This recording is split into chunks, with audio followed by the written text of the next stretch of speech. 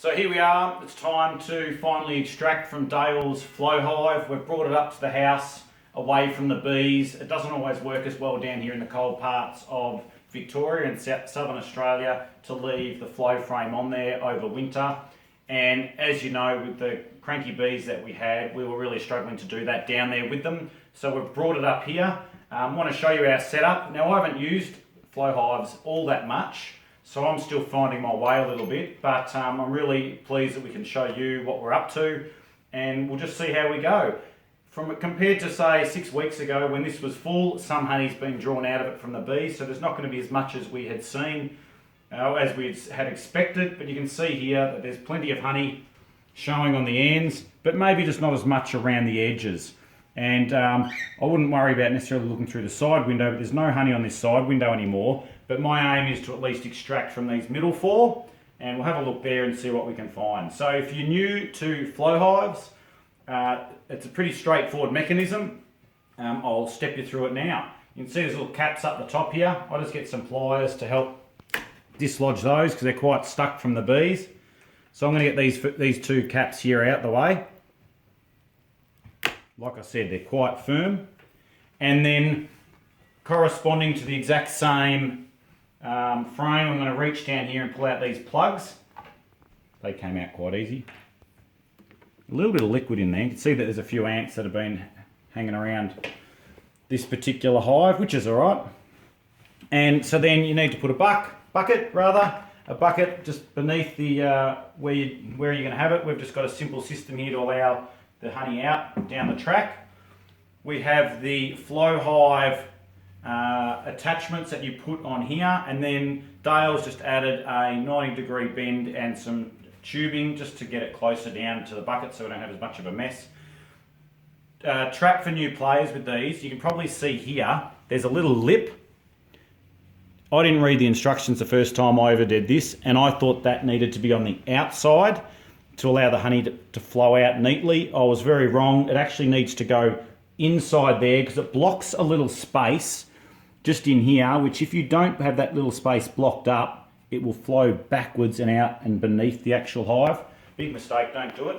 So I'm going to insert these in here now. And that's just fitted beautifully. Bring that chair out a fraction. And yeah, that lip, it's critical that you've got that in there and it's working really nicely.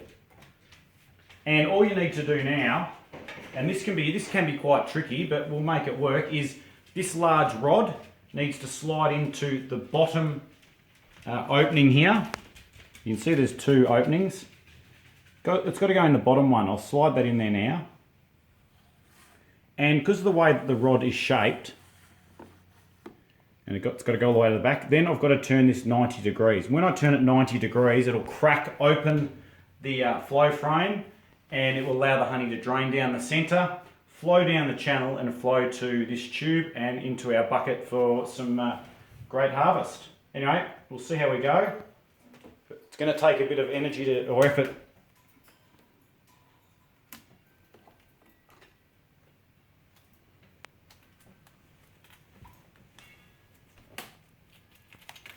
And it's just gone now, which is good. So I've heard that go, and I'm just going to go along and just double check in a few spots that it's loosened, and it has. I'm just going to keep it out of the way. And I'm not sure we're going to see a sudden rush of honey. I don't think it's quite going to work like that. But this will slowly here start to flow down over time. In fact, you can see the first few little drops there coming down. But it will take its time. We know honey is quite viscous. It's not going to come rushing out too quickly, but we'll just let it do its thing. In fact, bring it back in, Dale. Let's just do this. I might make a mess on your kitchen floor, but you can probably see some honey coming out of the outlet there, or just about to come out of the outlet. First few drips. Hey, this is your honey, mate. Looks really great. Fantastic. Excuse me. You can see it dribbling and slowly going to start to drain out. I'm going to put this back in, and we're going to make sure we get the harvest where we need it, which is in the bucket. So that's that one side done. I'm now going to do it to this other side, which leaves that open. I'm going to leave that open. Got to get in there and get the mussels onto this. I could imagine for some people this would be one of the most challenging parts of it.